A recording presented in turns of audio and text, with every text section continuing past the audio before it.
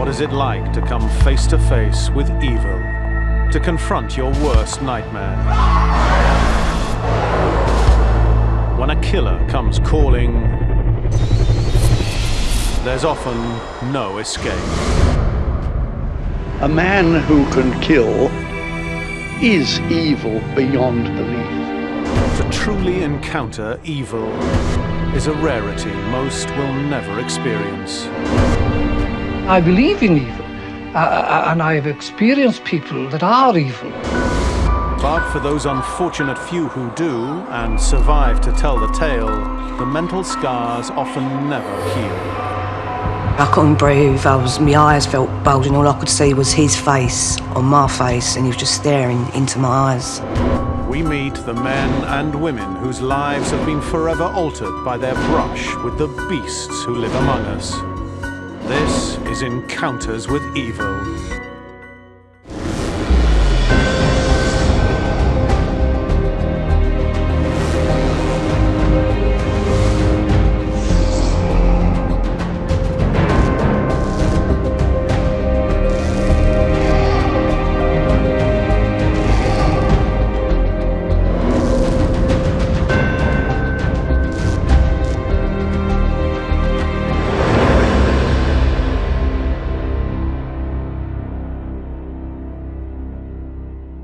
Our culture plays a huge part in what we eat.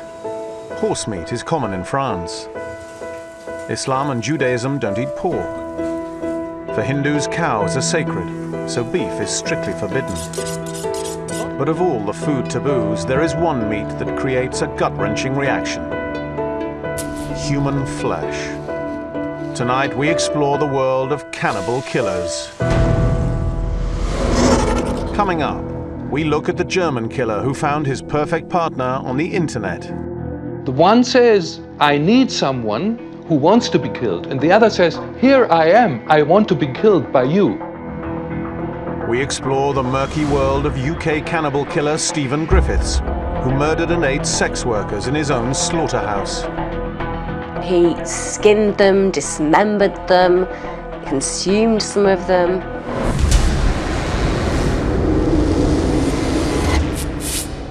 But first, one of the most depraved serial killers in American history.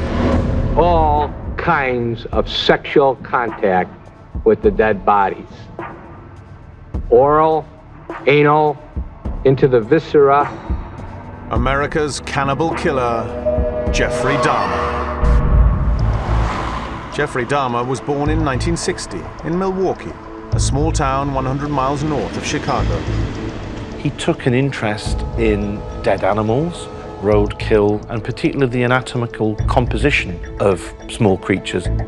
His father taught Dahmer how to actually cut up animals and bleach their bones. He liked to take his hands, rub them around inside the animal's internal organs. It was almost like wanting to get to grips with the internal being itself, almost like he was searching for something deep within.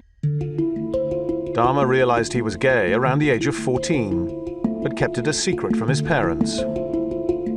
So we have a young man who's clearly homosexual in an unhappy environment where he can't talk to his parents because he doesn't feel emotionally close to them. I was interested in finding the Chippendale type, swimmer's build.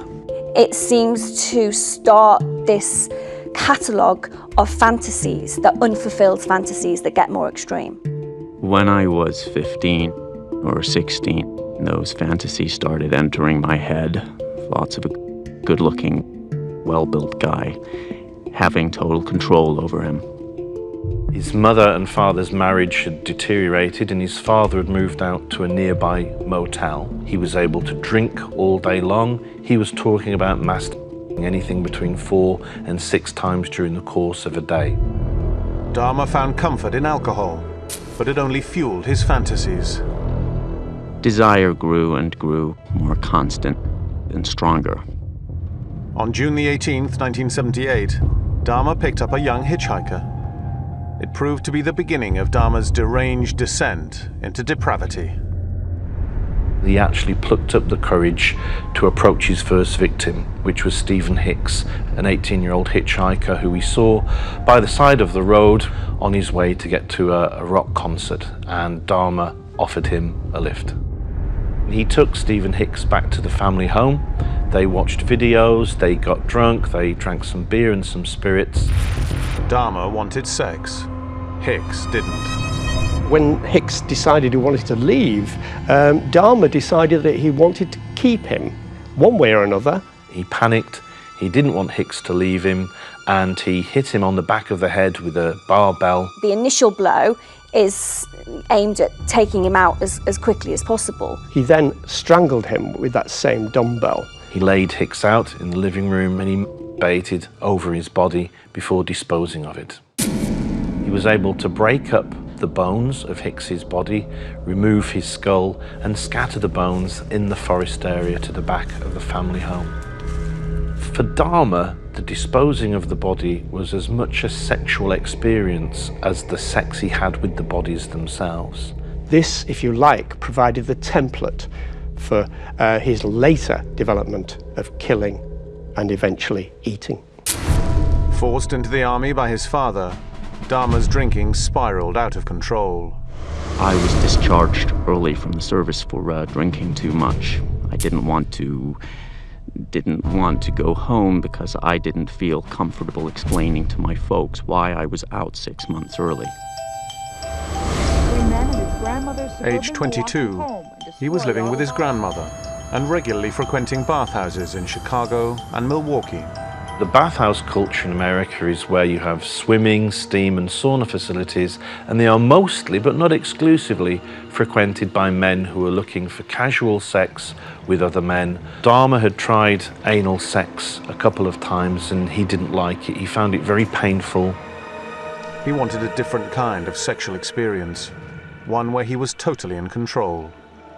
He would give alcohol to the men he was attracted to, and when they were woozy or when they passed out, he would lay with them, bait over them, stroke them and caress them. In 1988, he was arrested for drugging and sexually assaulting a 13-year-old boy. Dahmer's really eloquent. He's really bright. So when he's charged and, deals with the court scenario, he comes across very, very well. He learned that when he speaks to police officers, if he's compliant and if he speaks nicely, he can get away with murder. He was put on probation and placed on the sex offenders list.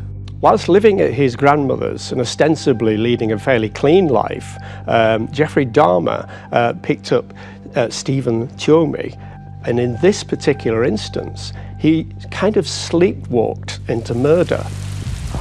He had rented a motel room and invited Tuomi back for sex. Dahmer woke up in the morning with wounds and realized that he had actually murdered this person. For the wounds that the victim had on his chest and abdomen, Dahmer must have beaten him both persistently and frantically, but yet he recalls no memory of what happened. He then dissects the body, cuts the torso and the head from the torso.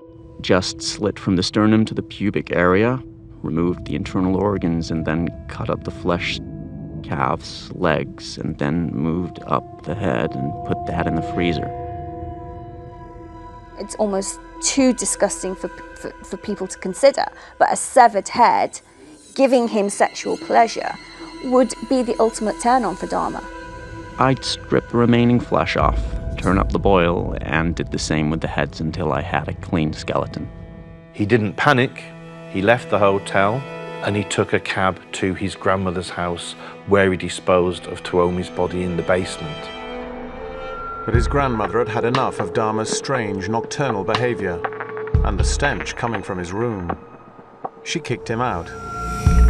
She didn't like the smell that was appearing, and she also didn't like it that Dahmer was bringing young boys home, not that she was aware of what he was actually doing. Within 1 week of moving into apartment 213 North 25th Street, it had become his personal slaughterhouse. He would offer them a drink and he'd usually lace it with anything between 5, 6 or 7 over-the-counter sedatives. And within 30 minutes, they would usually be rendered unconscious. I would usually use 7 sleeping pills. All I wanted was to make it quick and painless for them. It's not enough to have somebody that's semi-conscious and raping them, anally raping them, orally raping them. He then has to go to the next level. Other times I'd make a slit right here in the front, a small slit. I know it sounds horrible, and I'd do it that way. He also did make incisions into the abdomen and have visceral contact in a sexual manner with his victims. He could still sense warmth, he could sense life from the individual because the internal organs had maintained their core body temperature. As the victims mount, Dahmer's taste for killing increases. For a long time it was just once every 2 months. Near the end it was once a week. He would sometimes sever the head of the victim, and he would talk to the victim's head whilst he flayed and eviscerated and dismembered the rest of the body. Dahmer's sexual experimentation with his live victims became even more grotesque. I wanted to see if it was possible to make, it sounds really gross, zombies, people who would not have a will of their own, but would follow my instruction without resistance. The reason that Dahmer decides to start drilling into his victims' heads is because he's ideally wanting to keep them alive. He doesn't want them to leave, he doesn't want them to have the capacity to argue, he doesn't want them to have the capacity to fight. So part of it is his interest in the human body, and part of it is disabling his victim, but keeping them alive. That means he owns them completely. On May the 26th, 1991, Dahmer picked up 15-year-old Connor Acts in Sommerfoam and brought him back to apartment 213. He drugged him, performed oral sex on him, and abused his unconscious body. Dahmer had run out of sedatives and he'd run out of beer, so he went to a local bar, had some drinks, and was picking up some more alcohol, and he was walking back to his apartment from the bar when he saw Connor Acts sitting in the gutter with 3 women who were frantically and hysterically shouting. Milwaukee Emergency Operator 71. Okay, hi, I'm on 25th and State, and this is young man. He is butt naked, he has been beaten up, he's very bruised up, he can't stand, he's study fall out, he is butt naked, he has no clothes on, he was really hurt. 2 officers duly arrived on the scene. One dealt with the boy and the women, and the other officer spoke to Dahmer. Dahmer managed to casually and very calmly persuade the officers that this was just a lover's tiff. It was a domestic. And once you had that word domestic into the mind of police officers, they tend to back off. If the police had run a background check on him there and then, they would have seen that he was a convicted sexual offender. A body was lying in the bedroom, and all they had to do is look in the bedroom, and that would have been it. Back in the apartment, Dahmer then drills into the boy's skull and pours acid into his brain. You can't even begin to imagine the horror of that young person, disorientated, in pain, bleeding, naked, being returned to the individual that shortly is also going to murder him. That young man was underage. He was a child. And the police returned a child to a serial killer to be mutilated. By now, Dahmer has broken that final taboo. With his 8th murder victim, at this point he decided that he was going to preserve some parts of the body and he was going to eat them. The heart, liver, and biceps, and possibly thigh of individuals. The fact that he's eating the bicep, which is the part of the body that he particularly was attracted to in men, that is giving him that pleasure, that he's eating that lean, masculine part of the body. Just like you prepare a regular piece of meat. They'd be cut into sizes that were small enough to eat. You've had filet mignon, haven't you? Very tender. By the summer of 1991, he was cannibalizing someone once a week. Tracy Edwards was going to be the 18th person that Dahmer would have murdered, but thankfully he was able to get away and raise the alarm. He escaped, and the police this time went back to the apartment and did a proper search. They found the big plastic vat of sludge, which was the victims' bodies that had been put into acid. They found heads in the freezer. A thorough search of the apartment revealed 7 skulls, severed hands, penises, and corpses in acid-filled vats. Dahmer walked into court in Milwaukee this afternoon, flanked by police and prison officers. He's charged with crimes that have both shocked and captivated Americans. Dahmer initially pleaded not guilty to all charges. The subject states he used a plastic trash container or garbage bag and put the bones in it with hydrochloric acid and let them sit for about 3 days until they turned to a mushy substance. His belief that eating victims would keep them with him and give him their powers, their essence, was clearly insane. The issue about being sane versus insane is whether somebody is aware of their actions and has been aware of their actions throughout and doesn't suffer from any level of psychosis, for example. The defendant, Jeffrey Dahmer, is prepared to change his plea today and enter a plea of guilty to each and every count of the information. A dramatic new twist, a plea of guilty if the court would accept that he was insane. He knew what he was doing. He knew the difference between right and wrong. He knew when he was kidnapping and torturing and killing those people. The question is, when these incidences were happening, whether or not he was suffering from a mental disease or defect. Did the defendant, Jeffrey L. Dahmer, have a mental disease? Answer, no. But in a legal sense, he was declared sane. That way, he could be tried as a compos mentis individual and given maximum punishment. I know how much harm I have caused. I tried to do the best I could after the arrest to make amends, but no matter what I did, I could not undo the terrible harm I have caused. I feel so bad for what I did to those poor families, and I understand their rightful hate. My name is Rita Isbell, and I'm the oldest sister of Errol Lindsay. Whatever your name is, Satan. I'm mad. This is how you act when you are out of control. I don't want to ever see my mother have to go through this again. Never, Jeffrey. Jeffrey, I hate you! On February the 15th, 1992, the jury found him guilty and sane on all counts. He was sentenced to 15 consecutive life terms in prison, over 950 years. This defendant never again has the opportunity to walk the streets of our community as a free man. In prison, Dahmer became a born-again Christian. One of the great things about Christianity is it will forgive you, so it can also give you reason and purpose. Even when no human being will forgive you, God will. Jeffrey, I hate you! I hate you! That is out of control! Don't with me, Jeffrey. I kill you. God damn it. Look at me, motherfucker. I kill you. Can we believe that he was genuinely remorseful for everything he did? If he'd got out, would he, as a born-again Christian, would he not offend again? I doubt it. I would welcome the death penalty. I don't want to go on rotting away in this place. I'd be more than happy to get it over like that. He got his wish.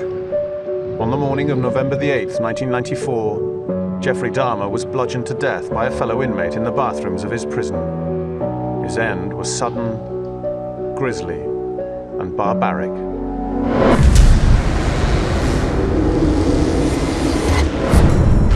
Jeffrey Dahmer may just be a modern-day example of an innate human instinct, one that civilization has buried during man's evolution.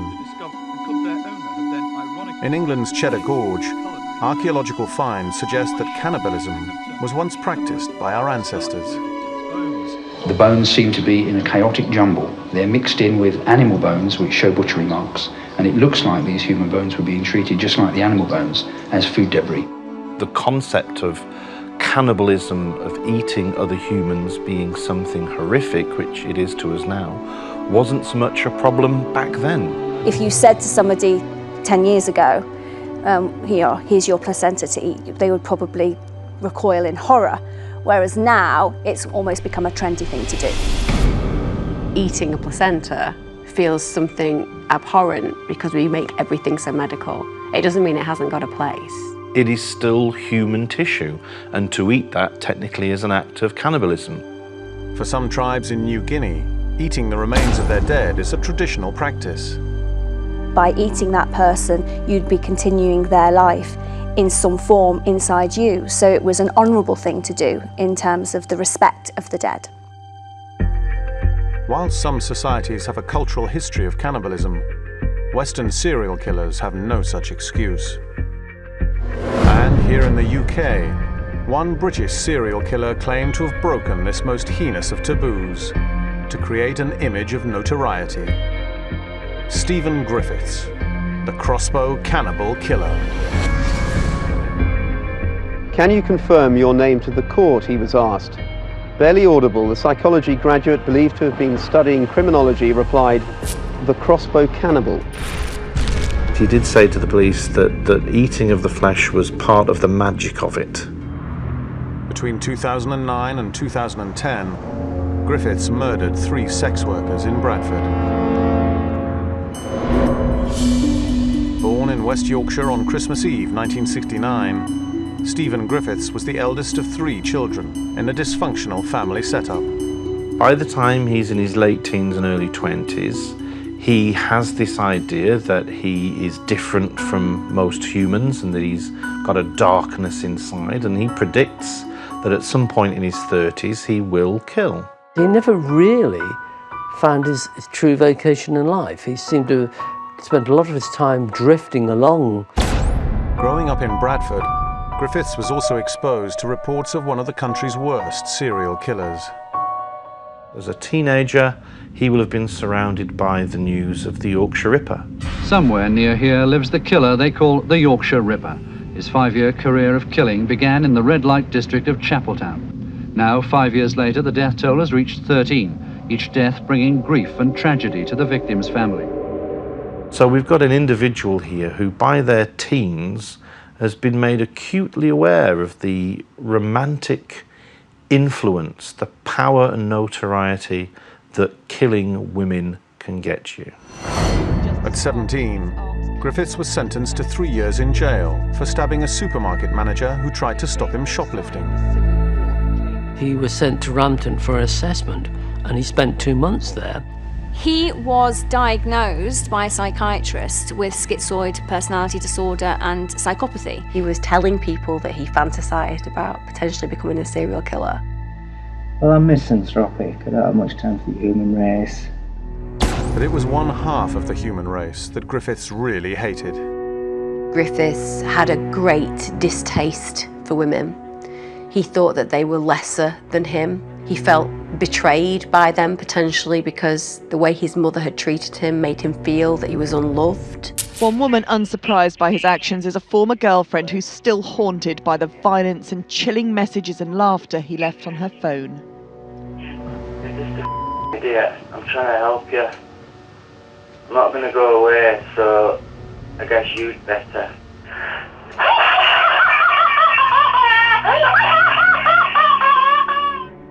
Former girlfriend Kathy Hancock encountered Griffiths' violence and evil attitude on a regular basis. Oh, he's broke my nose, he's stabbed me numerous occasions. Oh God, whatever. He stabbed you? Oh, in my legs, marks on my legs.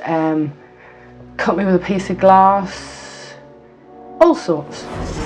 Griffiths became a university student, devoting his time to the study of serial killers, plotting his own perverted path to butchery. He had studied psychology, was studying homicidal killers as a PhD. I think he was absolutely obsessed with the whole world of serial killing, and cannibalism is a particular genre of it. It's rare. So he's basically going through the amateur serial killer's book, ticking all the things he thinks you need to do to make you a notorious serial killer. He wanted to be known as somebody who stood out. His obsession and academic study of serial killers also managed to scare off one long-term girlfriend who visited his flat. She hadn't been to his place. When she finally does go there, she finds it's all encased in plastic. She was at first more disturbed by his collection of samurai and Japanese military swords. It saves a lot of cleaning up if you can just remove the plastic. One of his crossbows was mounted on the wall as well. She, in her right mind, panicked and disappeared straight away, and rightly so. After his relationship broke down, he started using more amphetamine, he started using more speed, and he started using internet pornography more and more. It was impossible for him to get a meaningful relationship with another girlfriend when he was consuming all the speed and the pornography he could. So the only sexual outlet he really had other than masturbation was with the working girls in the local red light district. June the 22nd, 2009. His fantasy finally becomes reality. Working girl Susan Rushworth, walking alone through Bradford's red light district, is picked up, then attacked, and slaughtered by Griffiths. Griffiths chose the easiest type of victim. He chose women who had no choice but to go home with him. Prostitutes will always be the easy choice on that level. If you want to be a serial killer, then you pick people like rent boys, working girls, kids that are running away from home, or people that are trying to avoid detection by the authorities. Susan Rushworth disappears without a trace, as does his next victim, Shelley Armitage, a 31-year-old prostitute and mother of two.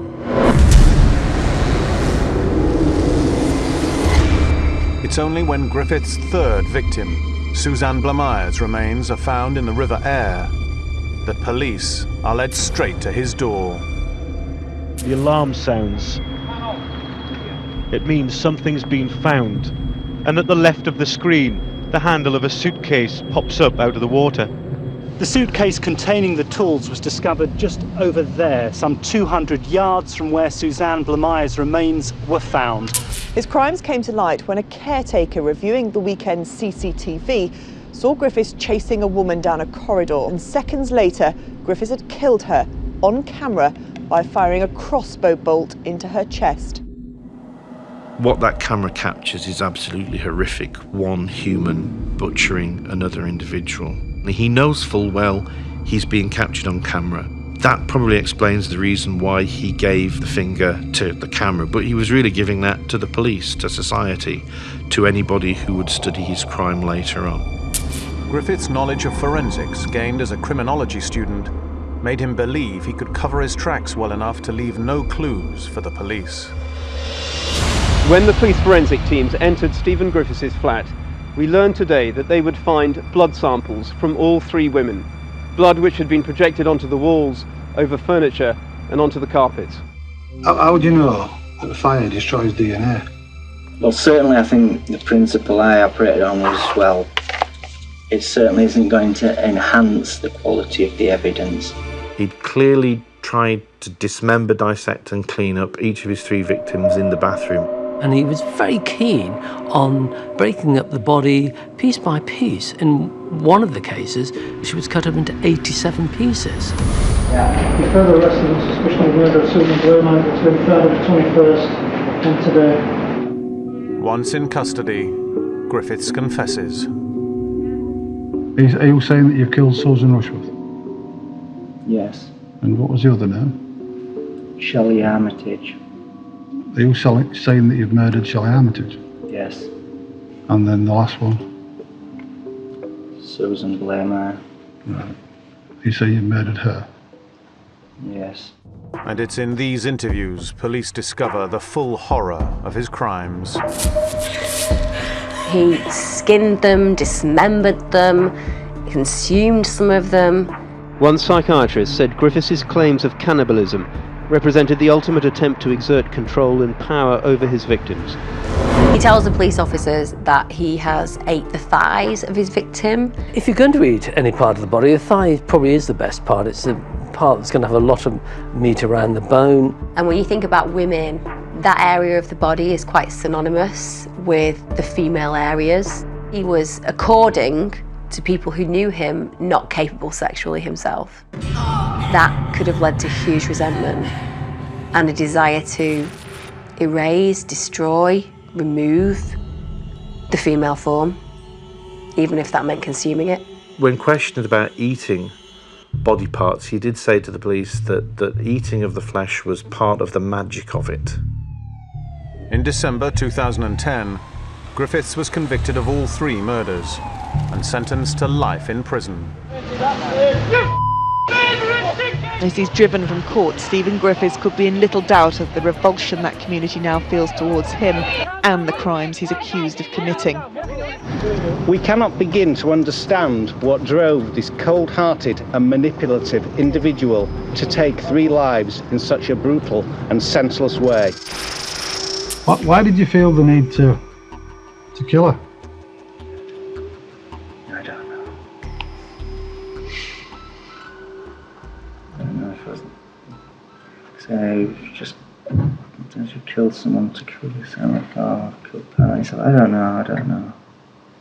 It's like deep issues inside me. So this interview was the last he'd ever give to the police. They tried to speak to him again, one detective told us, but he just wouldn't entertain it. Griffiths, he said, likes to control the agenda. The thing about serial killers, psychopathic serial killers, is they desire notoriety. And with the press and the internet and the accessibility and the consistent information that's out there, that means that if you do kill people in incredibly distasteful ways, then you become part of our history.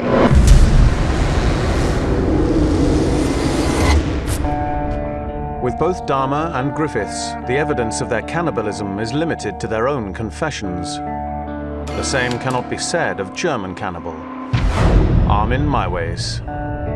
He works like a slaughter. It looks like the man, the victim, is a pig.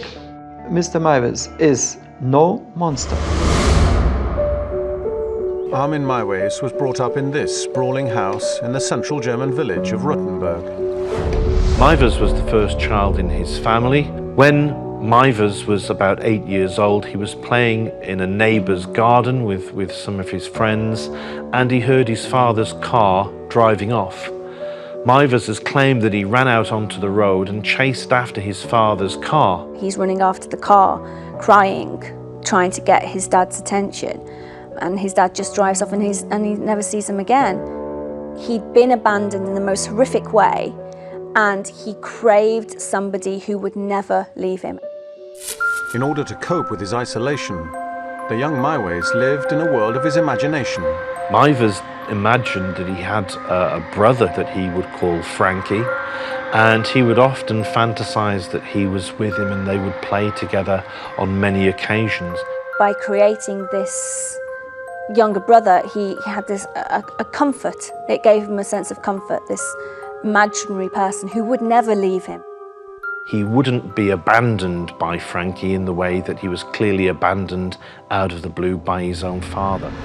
He also had feelings about homosexual sex and would fantasize about men. Meiwes had begun to incorporate his imaginary brother Frankie into his sexual fantasies. He's starting to have conjoined fantasies about somebody never leaving him, and also fantasies about homosexual sex. Unable to confide in his domineering mother, Meiwes joined the army. In his terms, it was probably an escape from the home environment. His time in the military had clearly been the making of him, and he'd learned perfectly normal sociable skills. But after 12 years serving his country, Meiwes returned back to the family home, a frustrated mummy's boy. She was bedridden, he would have to cook for her, clean, do her laundry, and I think he felt an enormous relief when she finally died. He lived in this huge house. There was 43 rooms in the house. So he was left in this situation where he had freedom to explore his urges.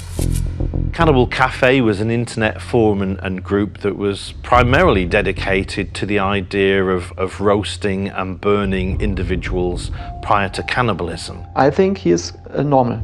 It's a normal person. But he has a defect.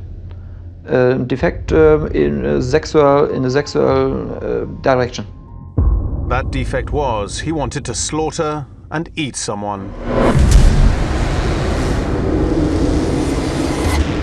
It was an advert on the internet that started it all. Calling himself Frankie, Armin Meiwes asked for a well-built man willing to be butchered.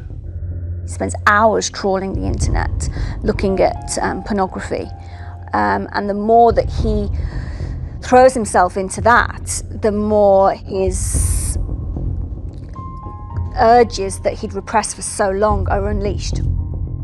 The owner of the Cannibal Cafe didn't see anything unusual in Meiwes' request. No, his posts never stood out. He never wrote anything alarming because this is what everybody writes. This is so common. You have to actively search for things like cannibalism or eating another human being. It has to be on your mind. That kind of starts to uncover a damaged and dark and broken psyche. I get email from people asking to be snuffed or murdered or cannibalized, and there's thousands and thousands and thousands of people out there. Like I said, I personally have a mailing list of close to 10,000 names. It's been alleged that there are anything up to 300 cannibalistic individuals in Germany trying to find willing or other victims that they can access. Meiwes actually turned up around 200 replies. But only one man was prepared to go through with what Meiwes wanted. A fellow German from Berlin, Bernd Brandes. Meiwes is actually able to find another human being, Brandes, who wants to be consumed, wants to be eaten. Bernd Brandes was an individual who'd been living quite openly as a gay man, and he'd made numerous approaches to other individuals, both via the internet and personally when he'd picked up young men, to ask them if they would take part in a particular ritual where he fantasized about having his own penis bitten off and chewed by another individual. His ex-partner reported how he would beg him to bite his penis. He wanted him to bite his penis off. Brandes was obviously one of those persons who was probably uncomfortable with his own sexuality, but so driven by his own inner demons. On the 9th of March 2001, Brandes traveled by train to Berlin to meet Meiwes. They went back to Meiwes' family home. Meiwes had already prepared a slaughter room for the purpose of actually finishing off and literally dismembering the body of Brandes. Meiwes and Brandes get together and they do have sex, but it's not fulfilling enough for Brandes. He wants more, he wants to be hurt and harmed further. In order to go through with it, he has to take sleeping pills and drink alcohol. Meiwes videos the whole scenario for very good reason. He wants his defense. If he's not going to get away with this, he's going to need to be able to evidence that he had a willing participant in the destruction of Brandes. This was voluntary, and therefore in his own mind was not a crime. Back in the slaughter room, Brandes finally loses patience. The penis is the only real organ that he can afford to lose and see be consumed whilst he is still alive. He actually says to Meiwes, "I can't stand it anymore, cut it off." When he placed his penis on the table and asked for it to be chopped off, initially they couldn't do it. So Meiwes had to go and get a sharper knife and returned and cut off his penis. And Brandes was happy that the blood was, they describe as spurting out of the wound. For Brandes, having his penis removed without anaesthetic was going to be more excruciatingly painful than he could possibly imagine. And he screamed in agony for it's talked about 20 to 30 seconds. He screamed in agony. And then he stopped. And at that point, he expresses disappointment that he thought it would be more painful. Brandes' disappointment in not suffering sufficient pain was matched by Meiwes' disappointment in eating Brandes' penis. Meiwes didn't want to eat the penis. Meiwes wanted to eat rump and thigh and back and heart. He actually tried to eat some of it raw initially, and it was too chewy. So Meiwes then cooked it in some oil, but apparently it burnt very easy and it was inedible. They weren't able to eat it, so he actually fed it to his dog. Imagine being Meiwes' neighbour for 25 years and having shared summer barbecues. I think he's a monster. With his penis cut off, Brandes is bleeding out. And Meiwes, having explored their mutual perversion, takes it further. Meiwes ran Brandes a bath, and he went and he was bleeding into the bath. And he gave him painkillers, a bottle of snaps, and more sleeping pills. He would keep on going back in over the 3-hour period where he was in the bath. He would kiss him, he would pray whilst he was bleeding to death. And then eventually at 2 o'clock in the morning, he slit his throat.